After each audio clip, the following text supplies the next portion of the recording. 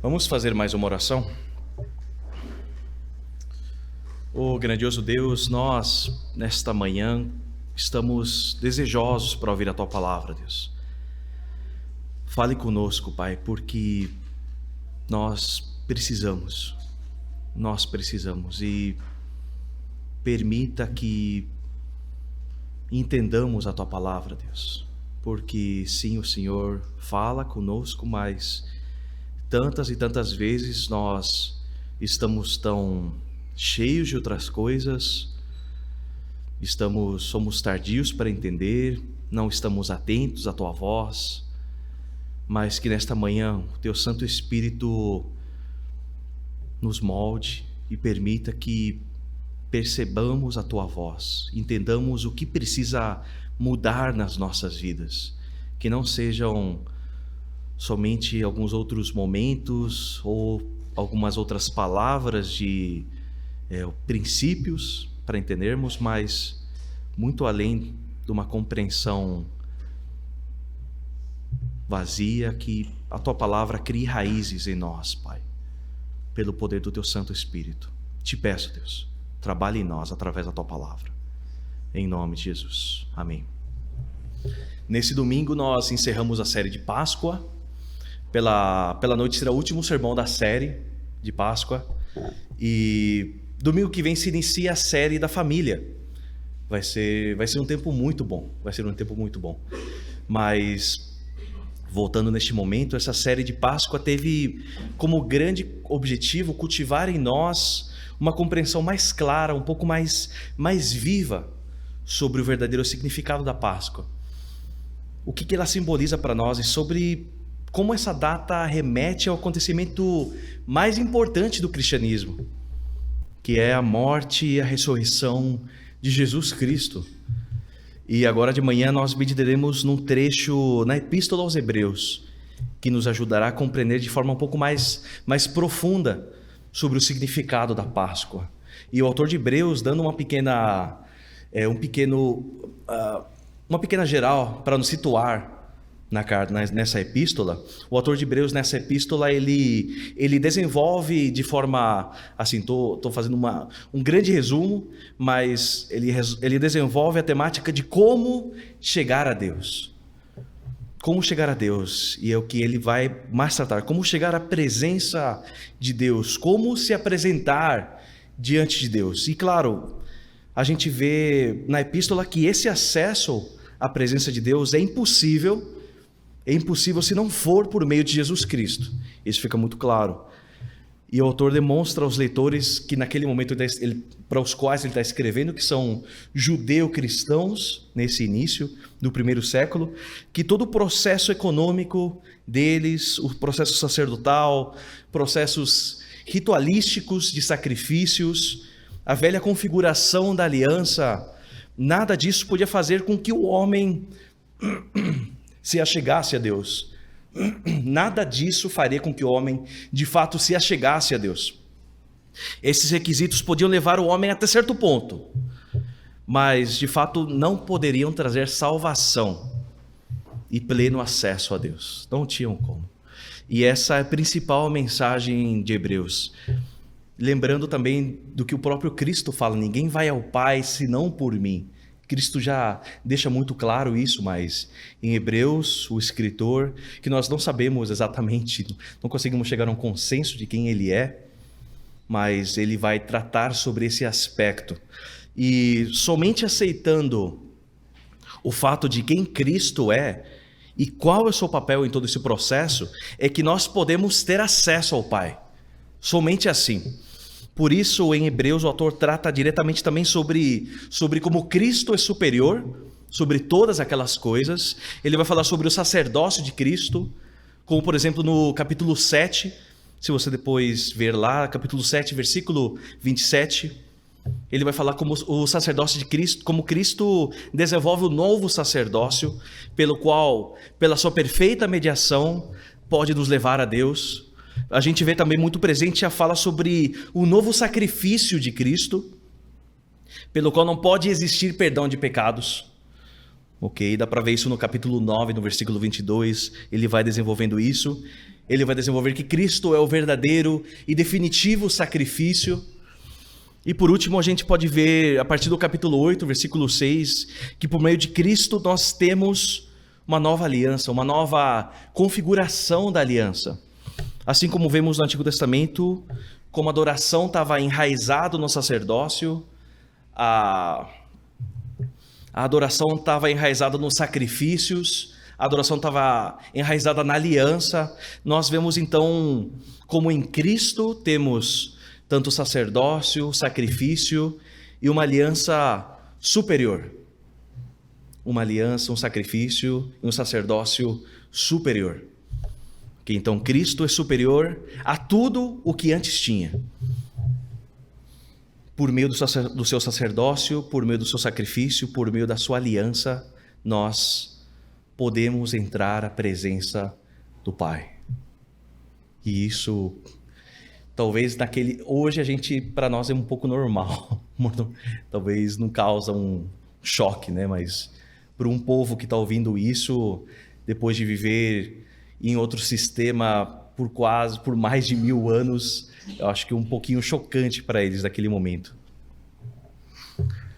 E para nós que vivemos num país talvez altamente cristianizado, onde nós também não enfrentamos grande perigo físico, talvez no máximo um certo perigo emocional, é um pouco mais fácil abraçar o evangelho, é um pouco mais fácil. Mas esse não era o caso com aqueles a quem o escritor de Hebreus escreve naquele momento.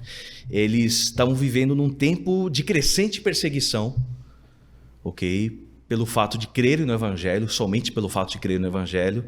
E nesse caso haviam judeus que creram no evangelho, que estavam sendo tentados a abandonar o evangelho, estavam querendo voltar aos velhos hábitos, porque eles estavam se perguntando: qual que seria a vantagem de crer em Cristo, desse novo processo? Qual que é a vantagem? Que a gente já tinha um processo de tentar chegar a Deus, de um processo de sacrifícios. E, em outras palavras, eles queriam voltar ao modo de relacionamento com Deus, onde eles teriam soluções paliativas. E um sacerdócio humano, sacrifícios temporários, que fariam com que eles estivessem limpos ritualisticamente, mas eles não conseguiriam experimentar uma solução definitiva, e não haveria a possibilidade de chegarem a Deus. Então é por isso que o autor encoraja eles a ficarem firmes. Permaneçam firmes, a entenderem que tudo no Antigo Testamento, tudo nessa antiga configuração da aliança, apontava para aquele momento, para essa transição. Eles deviam lembrar dos exemplos da fé. Se você lembra em Hebreus, ele tem extensos exemplos dos heróis da fé, aqueles que na verdade ansiavam com fé por este momento, por aquele momento que o escritor está escrevendo, que o que Cristo faz. E é importante entender que esse tempo anterior da antiga aliança não deve ser visto como um tempo insignificante. Muitos veem como somente um tempo de sombra, um tempo que não prestava, um tempo descartável, mas debaixo da soberania de Deus, a gente entende que este tempo apontava para um novo momento, um novo tempo da história, que começa com Cristo. E também é o tempo no qual nós vivemos hoje. A gente vive neste tempo, que é inaugurado por Cristo. Aquele antigo tempo, ele ilumina, ele traz luz para o significado das coisas deste novo tempo. Então, sim, tem a sua imensa importância. Tem a sua imensa importância no processo. E aqui, quanto a nós, por que isso é tão importante para nós? Por que é importante a gente entender isso? Porque para aqueles primeiros cristãos, talvez fazia muito mais sentido. Talvez eles estavam com maiores questões, porque devido a todo o contexto cultural, histórico deles.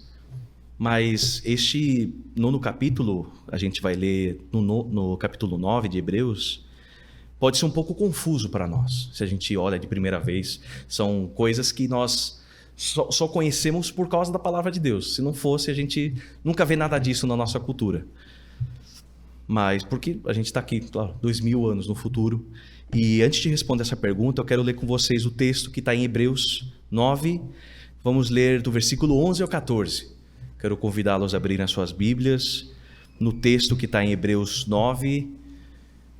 Hebreus capítulo 9, versículos 11 a 14. Versículos 11 a 14. Ok. Estou ouvindo aí umas páginas aí se mexendo. Vamos ler.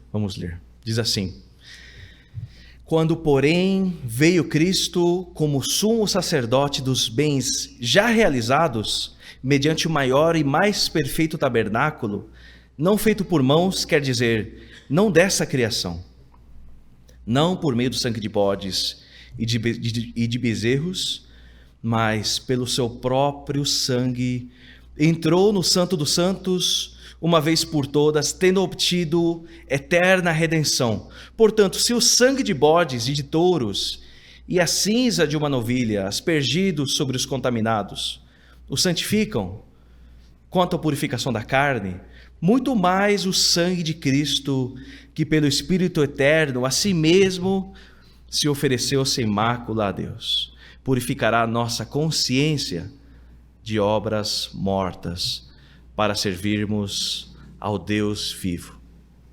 Amém. Glória a Deus pela sua palavra.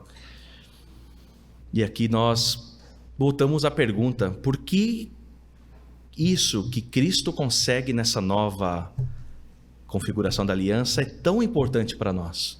Por que esse texto, sobre o que esse texto está de fato tratando?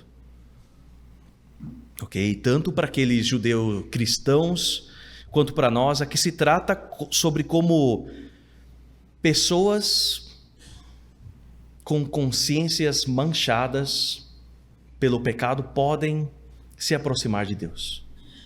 Esse texto trata sobre como pessoas com consciências manchadas pelo pecado podem se aproximar de Deus. E a diferença mais marcante é que antes de Cristo, a antiga aliança somente apontava para a solução.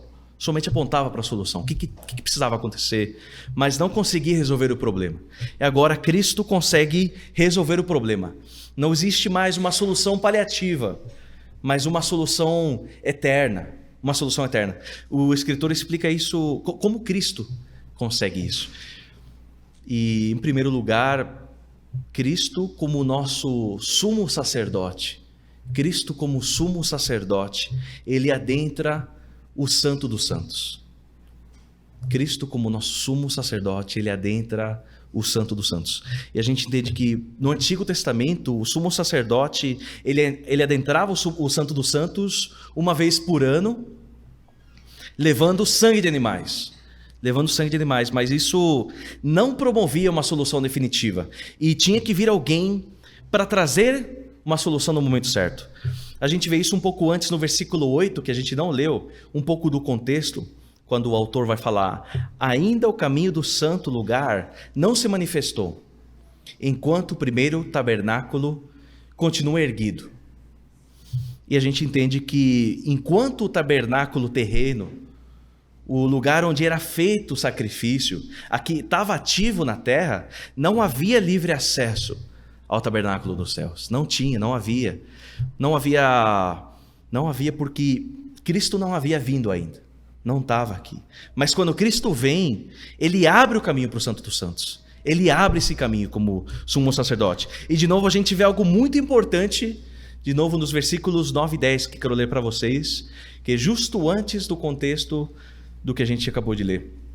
E diz assim: segundo esta, se oferecem tanto dons como sacrifícios, embora estes, no tocante à consciência, sejam ineficazes para aperfeiçoar aquele que presta culto, os quais não passam de ordenanças da carne, baseadas somente em comidas, bebidas, diversas abluções, impostas até o tempo oportuno de reforma.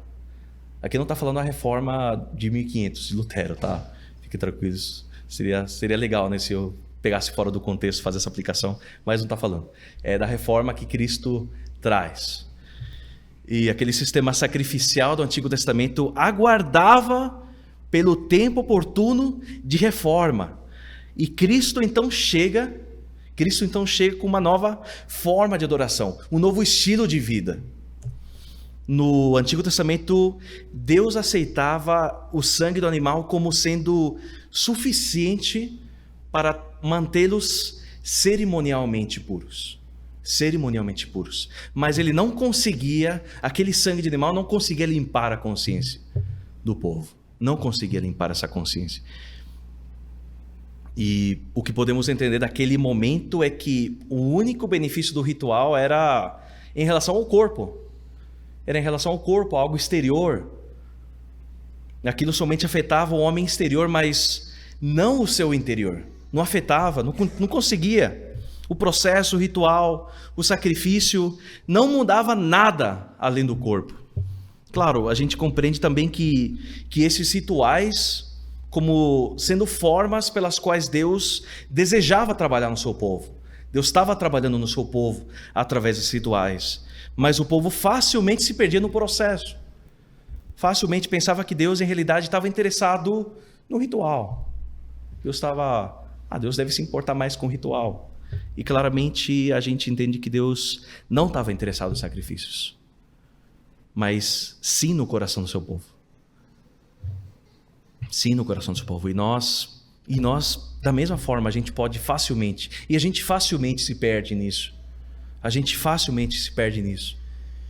E a gente pode viver preso na religiosidade, quão facilmente, pensando que Deus se agrada daquilo que a gente pode fazer por Ele, ou assim como falei no último sermão da semana passada, a gente pode viver repetindo o sacramento como a ceia, de forma que pensamos que Deus se agrada conosco simplesmente pelo fato de a gente estar repetindo aquilo, mas a gente esquece do estado do nosso coração.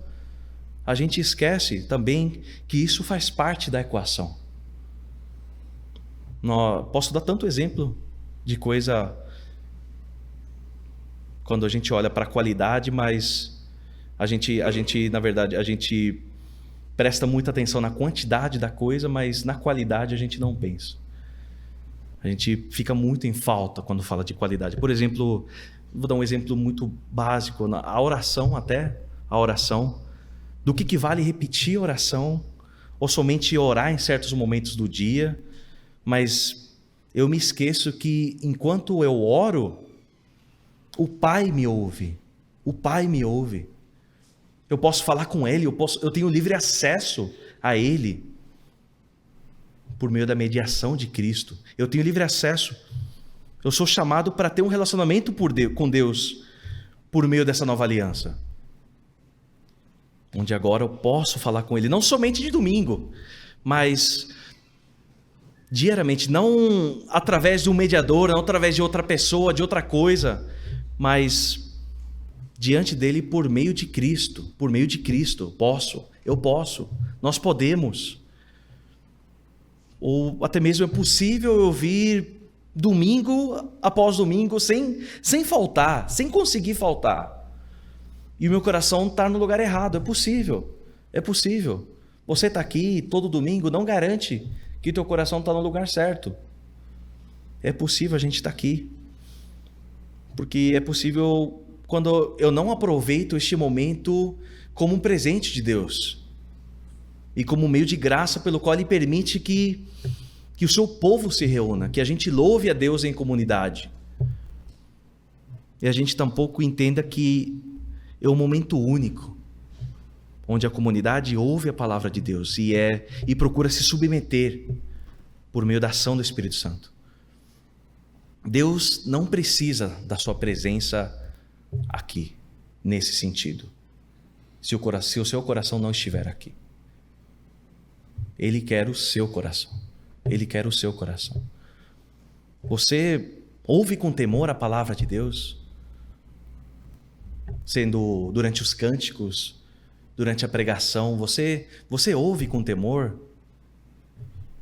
Ou você fica procurando achar defeitos na pregação, nas vozes, na música. Ou você fica às vezes pensando, tô com fome. Nossa, podia acabar agora, né? Tô com fome, nossa, vou ter que fazer o almoço daqui a pouco, meu Deus, o que vai acontecer? Nossa, o gás, será que vai dar? Fica assim, né? E de fato, eu não acho que temor é demonstrado quando todo mundo está sentado antes do culto em silêncio, com cara de prova de Enem, né? Nossa, Deus. Temor não é demonstrado assim. Eu entendo que temor se encontra no estado do nosso coração, enquanto a gente ouve a palavra de Deus.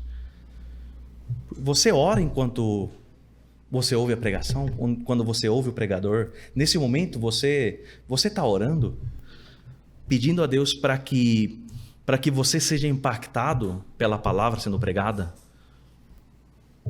mesmo que você não goste do pregador. Você ora para que Deus use o pregador, para que ele fale contigo, para que ele fale ao seu povo, para a edificação do corpo. Você ora. Onde está seu coração agora, neste momento? Onde está? Onde está seu coração neste momento? Se pergunte isso. É essencial. É essencial, sim. Se o seu coração não está sendo derramado agora diante de Deus,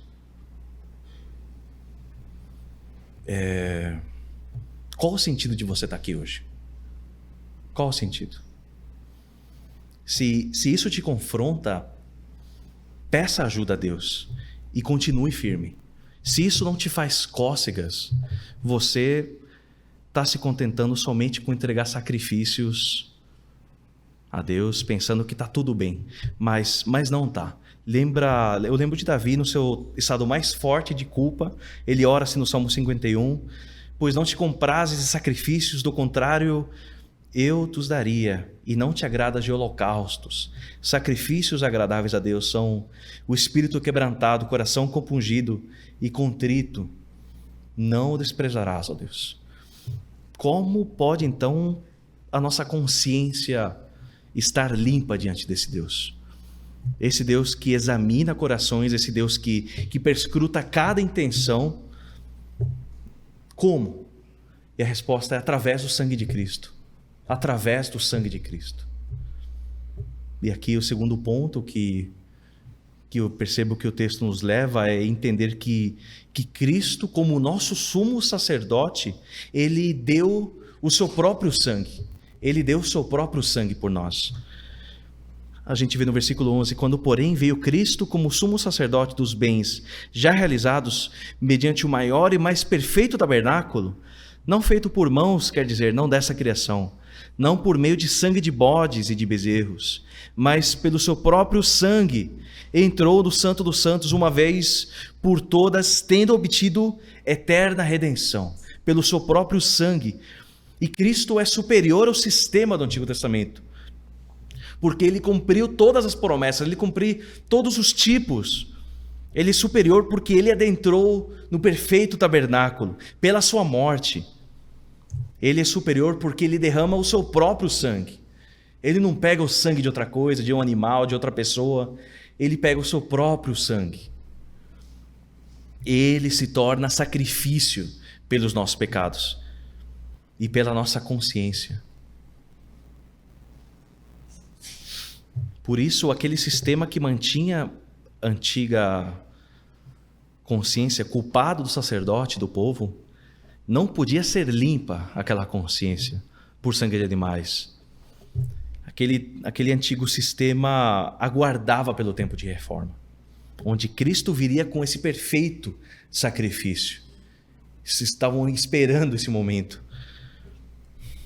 Por isso, aqueles que pertencem a Cristo foram comprados eternamente. Nós que fomos comprados por Cristo, nós fomos comprados eternamente. Eternamente. Nós fomos redimidos eternamente com Ele. Eternamente.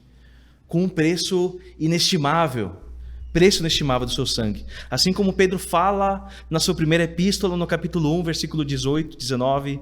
sabendo que não foi mediante coisas corruptíveis, como prata ou ouro, que fostes resgatados do vosso fútil procedimento que vossos pais vos legaram, mas pelo precioso sangue, como de cordeiro sem defeito e sem mácula, o sangue de Cristo. E também Apocalipse 1:5 diz assim: e da parte de Jesus Cristo, a fiel testemunha, o primogênito dos mortos e o soberano dos reis da terra, aquele que nos ama e pelo seu sangue nos libertou dos nossos pecados. Pelo seu sangue nos libertou dos nossos pecados. E desse sangue, meus irmãos, nós nos orgulhamos, porque somente há liberdade e salvação por meio dele. Somente. E a gente pode perguntar, alguma pessoa poderia ser salva? Alguma pessoa pode ser salva se ele nega que o sangue de Cristo repara e nos limpa dos nossos pecados? É possível ser salvo além disso? E a gente tende a crer que não. Não vai, não rola. Da mesma forma, nós cremos que alguém que acredita que será salvo por meio de alguma outra coisa, a não ser pela morte sacrificial e o sangue derramado de Cristo, essa pessoa está enganada. Está enganada. A palavra deixa bem claro que no processo de salvação não existe espaço para outros. Não existe espaço para outros ajudantes. Não tem como. Deus não precisa da tua ajuda para te salvar. Ele não precisa da tua ajuda para te salvar. Eu gostaria muito que você fizesse esse teste com alguém quando você for falar do evangelho para alguém. Pergunte e diga para uma pessoa que talvez não conhece o evangelho, você pergunta: você crê que você vai para o céu? Cadê minha água? Alguém já teve essa oportunidade de perguntar para alguém isso? E geralmente a pessoa, eu acho que sim. e aí você pergunte, por que você acha que sim? Aí talvez você vai ter várias possíveis respostas, mas quase sempre você vai ouvir: eu sou uma boa pessoa, eu nunca roubei, não faço mal a ninguém, eu tenho minha religião, eu sou bom, eu acho que eu mereço. Se eu fosse Deus, eu deixava eu entrar. E aqui a gente vê claramente que é uma resposta ligada a si mesmo, uma confiança em si mesmo, né? Sua própria obra, sua própria capacidade é algo que parte dele. E a gente vê de forma muito clara na palavra de Deus que a única forma de haver genuína salvação, a única forma é por meio da plena fé e confiança no sangue de Cristo, na obra de Cristo, no seu sangue derramado por nós. É a única forma de haver genuína salvação. Quando há fé, há uma fé forte, uma fé genuína nisso.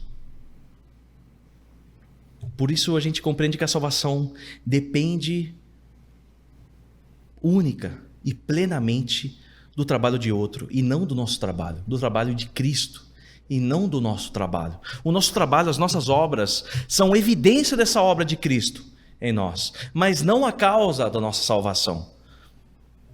Por isso, como alvos dessa graça de Cristo, dessa obra de Cristo, nos cabe entender um último ponto, que Cristo, como nosso sumo sacerdote, ele nos dá direitos e privilégios. Ele nos dá direitos e privilégios. Ele nos deu direitos e privilégios, mas a gente deve entender que nós somos naturalmente tentados pelo pecado, tentados a ganhar, a querer merecer essa salvação. A gente é tentado a isso. Eu acho que todo mundo aqui, todo ser humano é tentado a se sentir, mas eu sou salvo por Deus, mas acho que eu quero colocar um pouquinho da minha força aí. Eu quero falar para Deus: Deus, eu também me fiz um pouco por merecer, né, Deus? E faz, às vezes, que a gente se envolva em atividades religiosas, até que pensando que assim a gente vai poder apaziguar a ira de Deus. E por isso a gente deve entender que Nada além do sangue apazigua a ira de Deus. A gente precisa depender desse sangue. E a ideia é que Deus não me ama mais como pastor porque eu sirvo diariamente na comunidade. Deus não olha para mim e fala, olha, eu te amo mais porque você está conseguindo, filho. Ele não vai te amar mais por conta do que você faz. Ele ama todo aquele que confia de todo o coração em Cristo. Por isso, se a gente serve na igreja, a gente não serve para ser mais amado por Deus. Ou para a gente se sentir um pouco mais justificado diante de Deus. Porque é importante lembrar que Deus não precisa de nós para fazer aquilo que Ele deseja fazer. Ele não precisa de você e de mim para fazer o que Ele quer fazer. Ele pode usar uma pedra. E isso é um golpe muito forte no nosso ego. Deus não precisa da nossa ajuda. Ele não precisa, é um privilégio. É por privilégio. Ele somente nos dá o privilégio de servir. Nos dá o privilégio de servir. Por isso, se você serve com peso a Deus, se você se relaciona com peso com Deus, e aqui eu me refiro a um peso que gera murmuração, é um peso negativo, e não um peso inevitável da obra, porque sim, existe um peso servir a Deus, é custoso, mas é um peso que nós encaramos com temor, é um peso que nós encaramos com amor, com alegria. Mas se você serve, você se relaciona com Deus com um peso de murmuração, você precisa se arrepender. Você precisa se arrepender. E se voltar para Deus. Você precisa se voltar para Deus. Porque se você continuar assim, você talvez está servindo outro Deus. Você não está servindo o Deus das Escrituras. O serviço que nós fazemos em prol da sua glória é e deve ser resultado de um coração cheio do amor de Deus. E isso é o que nos motiva a continuar trabalhando. É isso que nos motiva a continuar em alegria e com o dever de servir. Mas além disso, aqui entendemos que enfrentamos o mesmo problema que os cristãos enfrentavam há 2000 anos. A nossa consciência traz culpa sobre nós e faz com que nos sintamos insuficientes diante de Deus.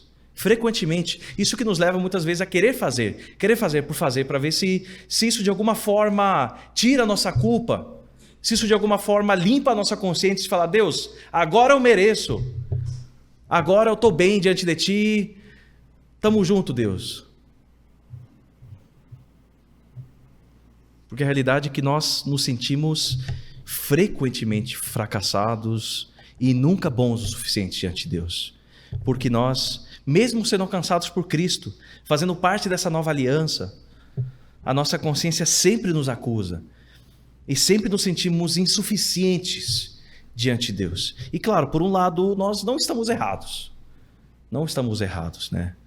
Não há nada na nossa capacidade humana que nos faça merecedores de Deus. Mas nós geralmente lutamos para nos sentir um pouco menos merecedores. Ou um pouco mais merecedores, né? Eu não sei o que você faz em relação a isso, mas a gente geralmente insiste com essa intenção. Cada pessoa insiste em alguma coisa. Não sei, talvez você é uma pessoa que gosta de doar a caridade, o seu dinheiro, ou a pessoas. Você, às vezes, gosta de doar demais o seu tempo no serviço ao próximo, na igreja, fazer qualquer tipo de penitência, procurar ficar longe do seu vício, seja droga, celular, seja pornografia. E a gente vai percebendo que nada disso é suficiente para fazer com que sejamos bons o suficientes e aceitos diante de Deus. E que isso entre em nossa mente. Que isso entre em nossa mente. A nossa luta não é por autojustificação, mas é por santidade. É por privilégio de andar com Cristo. E a verdade é que o nosso pecado constantemente faz com que a gente sinta peso na nossa consciência. A nossa antiga forma de viver nos traz peso na consciência. E Cristo nos leva para uma nova forma de vida. E a gente pode ver no versículo 14 muito mais o sangue de Cristo, pelo Espírito Santo eterno, a si mesmo, se ofereceu sem mácula a Deus. Purificará a nossa consciência das obras mortas para servirmos ao Deus vivo. O sacrifício de Cristo é superior ao sistema do Antigo Testamento, porque a morte de Cristo limpa a consciência. O sangue de Cristo limpa a consciência. Ele escolheu morrer pelo pecado e por pecadores como cordeiro sem mancha. E este é o privilégio que Cristo, como sumo sacerdote, nos dá. Este é o privilégio que Ele nos dá. Ele purifica a nossa consciência. Ele nos dá um senso de perdão, onde a gente pode experimentar paz, porque fomos reconciliados com Deus. E nós agora fugimos das nossas obras mortas, que nos levavam a fazer o bem com o objetivo de sermos aceitos por Deus e, de alguma forma, limpar a nossa consciência. Mas a gente entende agora que o perdão somente é possível pela morte e derramar do sangue de Cristo, agora com uma consciência limpa pelo sangue de Cristo. Por causa disso, nós podemos servir a Deus. Assim servimos a Deus. Assim servimos a Deus. Antes dessa obra de Cristo em nós trabalhávamos religiosamente para agradar a Deus. Depois da obra de Cristo, servimos como filhos que desejam viver para Deus, com corações purificados, em gratidão. Em gratidão. Uma forma de relacionamento com Deus antes era motivado pelo medo. Pelo medo. Se eu deixar de fazer, eu vou merecer menos. Se eu cair aqui, eu vou ser indigno. Mas essa nova forma de relacionamento é motivada pelo amor. Pelo amor. Pelo amor. Conclusão. Eu quero que você, lembrando do que Cristo faz, que você experimente um verdadeiro relacionamento com Deus vivo. Um verdadeiro relacionamento com Deus vivo. Um relacionamento que não é pesado, que não traz continuamente um peso à sua consciência, mas um relacionamento vivo, um relacionamento onde há crescimento e não culpa. Um relacionamento onde há ensino e não humilhação. Um relacionamento onde há correção em amor por meio da sua palavra. Enraizado na obra de Cristo. Por isso, quando a sua consciência quiser se levantar para te condenar, volte para Hebreus 9,14 e volte-se para Cristo. Aponte a sua consciência para o sangue de Cristo.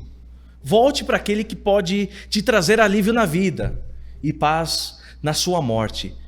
Lembre, quanto mais o sangue de Cristo, que através do Espírito eterno se ofereceu a si mesmo sem mácula a Deus, purificará sua consciência de obras mortas para servir ao Deus vivo. Voltem-se para Cristo, meus irmãos. Voltemo-nos para Cristo e recebam como direito de herança o presente gratuito que Ele comprou por alto preço, o privilégio e presente do perfeito perdão e da sua purificação sobre nós. Amém. Oremos neste momento. Grandioso Pai, reconhecemos que precisamos de Ti, reconhecemos que o nosso coração constantemente luta, Pai, para nos tentar tornar na nossa consciência um pouco mais justos, um pouco mais merecedores do Teu perdão, um pouco mais merecedores da Tua graça, mas não é para isso que o Senhor nos chama. Não é para esse tipo de relacionamento que o Senhor nos chama, mas o Senhor nos chama para um relacionamento vivo, um relacionamento transformador, Pai.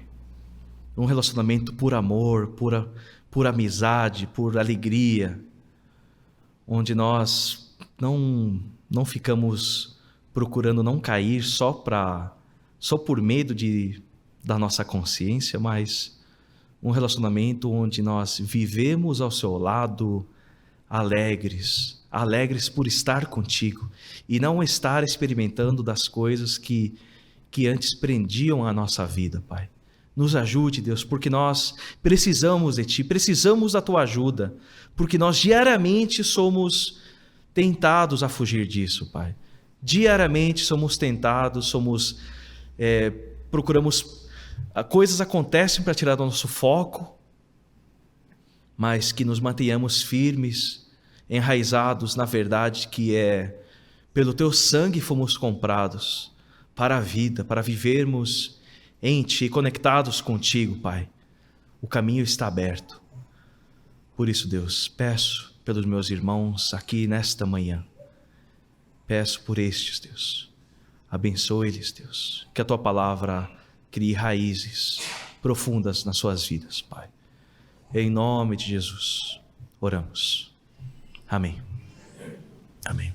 E que a graça do nosso Senhor Jesus Cristo, o amor de Deus Pai e as ricas consolações do Espírito Santo estejam convosco, meus irmãos, e todo o povo de Deus espalhado pelo mundo até a sua volta.